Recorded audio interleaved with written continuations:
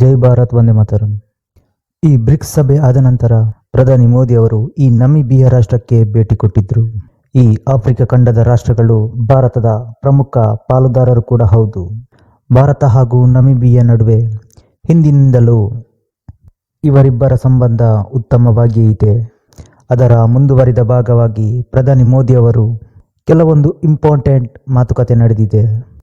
ಇಲ್ಲಿ ವಿಶೇಷವೇನೆಂದರೆ ಪ್ರಧಾನಿ ಮೋದಿ ಅವರ ಇದು ಮೊದಲನೇ ಭೇಟಿ. ಇದಕ್ಕಿಂತ ಮುಂಚೆ ಅಟಲ್ ಬಿಹಾರಿ ವಾಜಪೇಯಿ ಅವರು ಈ ನಮಿಬಿಯಾ ರಾಷ್ಟ್ರಕ್ಕೆ ಭೇಟಿ ಕೊಟ್ಟಿದ್ದರು. ಈ ಒಂದು ಭೇಟಿ ಏನಿದೆ ಈಗಿನ ಸಂದರ್ಭಕ್ಕಿದ್ದು ಅತಿ ಮಹತ್ವದ ಭೇಟಿ.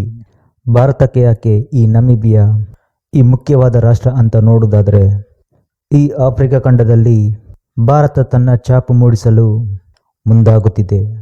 ಈ ಆಫ್ರಿಕಾದ ಹೆಚ್ಚಿನ ಭಾಗಗಳಲ್ಲಿ ಕೆಲವು ವಿಚಾರಗಳಲ್ಲಿ ಚೈನಾದ ಪ್ರಾಬಲ್ಯನೇ ಕೂಡ ಇದೆ. ಈ ಭಾಗದಲ್ಲಿ ಚೀನಾದ ನಿಯಂತ್ರಣವನ್ನು ಕಡಿಮೆ ಮಾಡಬೇಕು.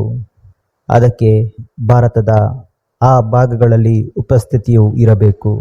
ಇನ್ನು ಕೋವಿಡ್ ಸಂದರ್ಭದಲ್ಲೂ ಕೂಡ ಭಾರತ ಈ ಆಫ್ರಿಕಾ ಖಂಡದ ರಾಷ್ಟ್ರಗಳಿಗೆ ವ್ಯಾಕ್ಸಿನನ್ನು ಹಂಚಿದೆ.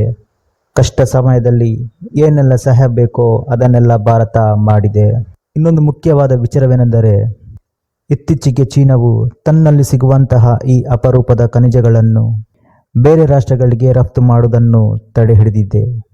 ಕೇವಲ ಸೀಮಿತ ಪ್ರಮಾಣದಲ್ಲಿ ಕೆಲವೊಂದು ಕಂಡೀಷನ್ ಮೂಲಕ ರಫ್ತು ಮಾಡುತ್ತಿದೆ. ಇದರಿಂದ ಭಾರತಕ್ಕೂ ಕೂಡ ತುಂಬ ತೊಂದರೆಯಾಗಿದೆ. ಈ ಎಲೆಕ್ಟ್ರಾನಿಕ್ ವಸ್ತುಗಳನ್ನು ಉತ್ಪಾದಿಸಬೇಕಾದರೆ ಈ ಅಪರೂಪದ ಖನಿಜಗಳು ಅವಶ್ಯಕತೆ ಇದೆ. ಆದರೆ ಇದಕ್ಕೆ ಭಾರತ ಒಂದು ಪರ್ಯಾಯ ದಾರಿಯನ್ನು ಹುಡುಕುತ್ತಿದೆ. ಒಂದು ಕಡೆ ಆಸ್ಟ್ರೇಲಿಯಾದ ಜೊತೆ ಮಾತುಕತೆ ನಡೆಸುತ್ತಿದ್ದಾರೆ, ಮತ್ತೊಂದು ಕಡೆ ಈ ನಮಿಬಿಯಾದಲ್ಲೂ ಕೂಡ ಖನಿಜಗಳಿಂದ ಸಂಪದ್ಭರಿತವಾದ ರಾಷ್ಟ್ರ. ಇಲ್ಲಿ ಲಿಥಿಯಂ ಹಾಗೆ ಯುರೇನಿಯಂ ತುಂಬ ಪ್ರಮಾಣದಲ್ಲಿ ಸಿಗುತ್ತೆ. ಈ ಯುರೇನಿಯಮನ್ನು ಪರಮಾಣು ಕಾರ್ಯಗಳಿಗೆ ಬಳಸಿದರೆ ಈ ಲಿಥಿಯಂನನ್ನು ಬ್ಯಾಟರಿ ತಯಾರಿಸಲು ಉಪಯೋಗಿಸುತ್ತಾರೆ. ಈ ನಮಿಬಿಯಾ ಕಡೆಯಿಂದ ಈ ಕಚ್ಚಾ ತೈಲ ವಸ್ತುಗಳು ಭಾರತಕ್ಕೆ ಬಂದರೆ ನಮ್ಮಲ್ಲಿ ವಸ್ತುಗಳನ್ನು ಸರಾಗವಾಗಿ ಉತ್ಪಾದಿಸಬಹುದು. ಇದರಿಂದ ಚೀನಾಗೂ ಕೂಡ ಟಕ್ಕರ್ ಕೊಡಬಹುದು. ಈ ವ್ಯಾಪಾರ ವಹಿವಾಟು ಹೆಚ್ಚಿಸುವ ಬಗ್ಗೆ, ಈ ರಕ್ಷಣಾ ವಲಯದ ಅಭಿವೃದ್ಧಿಯ ಬಗ್ಗೆ, ಕೆಲವೊಂದು ವಿಚಾರದ ಬಗ್ಗೆ ಮಾತುಕತೆ ನಡೆದಿದೆ. ಇನ್ನು ಭವಿಷ್ಯದಲ್ಲಿ ಹೆಚ್ಚಾಗಿ ಈ ಎಲೆಕ್ಟ್ರಾನಿಕ್ ಕಾರುಗಳನ್ನು ಉಪಯೋಗಿಸುತ್ತಾರೆ. ಬ್ಯಾಟರಿಯನ್ನು ತಯಾರಿಸಲು ಲಿಥಿಯಂ ಬೇಕು. ಅದು ಈ ನಮಿಬಿಯಾದಲ್ಲಿದೆ. ಈಗಾಗಲೇ ಚೀನಾ ಈ ಅಪರೂಪದ ಖನಿಜದ ರಫ್ತನ್ನು ನಿಲ್ಲಿಸುವ ಮೂಲಕ ಭಾರತದ ಆಟೋಮೊಬೈಲ್ ಕಂಪನಿಗಳಿಗೆ ಈ ಸಂಕಷ್ಟವನ್ನು ಎದುರಿಸುತ್ತಿದ್ದಾರೆ.